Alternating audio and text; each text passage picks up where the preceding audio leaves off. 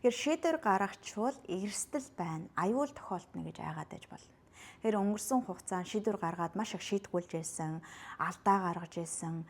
Хэрвээ тэр алдсан, шийтгүүлсэн ичгүүртэй хэцүү байдалд орж исэн нөхцөл байдалтай холбоотой би чинь чангарсан хэвээрээ байгаад байгаа бол шийдвэр гаргахаас нэлээд тэнэгэлзэж болно. Энэ тохиолдолд яах вэ гэхээр тухайн шийдвэрээ бодоод үз.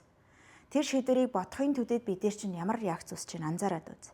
Тэгээ хаана ямар чангарал үүсэж чинь анзаараад тэр зочрлыг анзаараад хамт байж өгөөд тэгээ магадгүй энтэй ингээ хамт байх үед миний бие яаж хөдөлмөр байна? Ямар дуу аваа гаргамаар байна? Юу сонсогдож байна гэд нэг хэсэг хугацаанд физик бие дээр анхаарлаа хандуулад бие дээр байгаа түгжээсийг тайлаад хөдлөөд тэгээд шийдвэр одоо ямар шийдвэр байж болох вэ гэж шийдэж болно.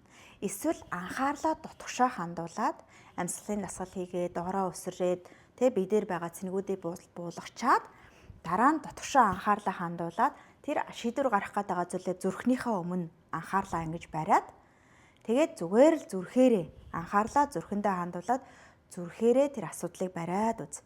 Тэгэхэд шийдлүүд ороод л ирдэг.